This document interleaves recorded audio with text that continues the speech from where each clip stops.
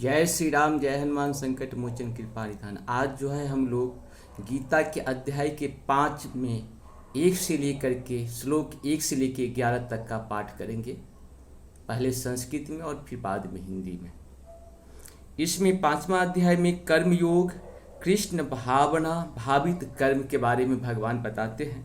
अर्जुन जो है यहाँ प्रश्न कर रहे हैं भगवान से, संन्यासं कर्मणां कृष्ण पुनर्योगं च संशयी यच्छेयं यक्षेय यतयोरकं तन्मे ब्रूहि सुनिश्चितम्।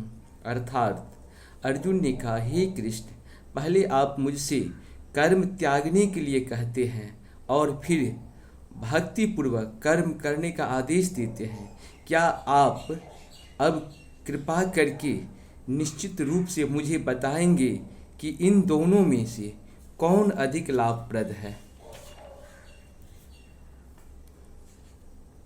श्री भगवान जो है सो अर्जुन से बता रहे हैं, संन्यासा कर्मयोगश्च निःश्रेय सकरा बुभो तयोस्तु कर्म संन्यासत् कर्मयोगे विष्यते। अर्थात श्री भगवान ने उत्तर दिया, मुक्ति के लिए तो कर्म का परित्याग तथा भक्तिमय कर्म दोनों ही उत्तम है, किंतु इन दोनों में से कर्म के परित्याग से भक्ति युक्त कर्म श्रेष्ठ है। श्रेयः स नित्य सन्यासी यो न द्वेष्टि न कांक्षति निर्द्वंदो हि महाबाहो सुखं बंध्यात् मुच्यते। अर्थात जो पुरुष न तो कर्म फलों से घृणा करता है और न कर्म फल की इच्छा करता है, वह नित्य सन्यासी जाना जाता है। हे महाबाहु अर्जुन, ऐसा मनुष्य समस्त द्वंद्वों से रहित होकर भव बंधन को पार कर पूर्णतया मुक्त हो जाता है। सांख्य योगो पृथग्वाला प्रवदन्ति न पंडिताः एकमप्यास्थितः सम्यगुभयोर्विन्दे फलम्। अर्थात अज्ञानी भी भक्ति को भौतिक जगत के विश्लेषणात्मक अध्ययन से भिन्न कहते हैं। जो वस्तु ज्ञानी है वे कहते हैं कि जो इसमें से किसी एक मार्ग का भली भांति अनुसरण करता है वह दोनों के फल प्राप्त कर लेता है।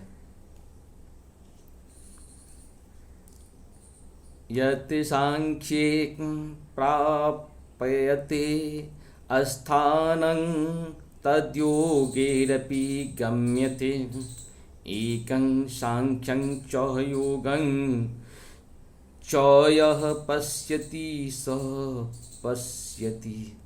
अर्थात जो यह जानता है कि विश्लेषणात्मक अध्ययन सांख्य द्वारा प्राप्त स्थान भक्ति द्वारा भी प्राप्त किया जा सकता है, और इस तरह जो सांख्य योग तथा भक्ति योग को एक समान देखता है वही वस्तुओं को यथारूप में देखता है।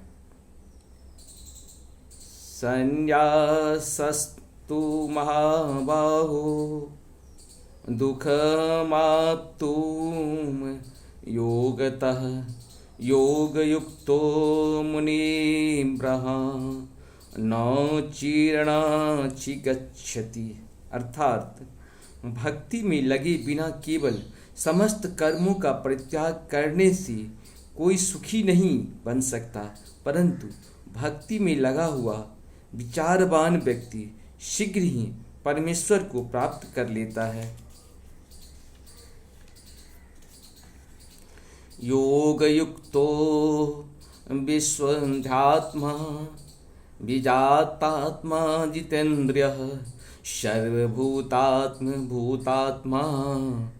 कुर्वन्नपि न लिप्यते। अर्थात जो भक्ति भाव से कर्म करता है, जो विशुद्ध आत्मा है और अपने मन तथा इंद्रियों को बस में रखता है, वह सबों को प्रिय होता है और सभी लोग उसी प्रिय होते हैं।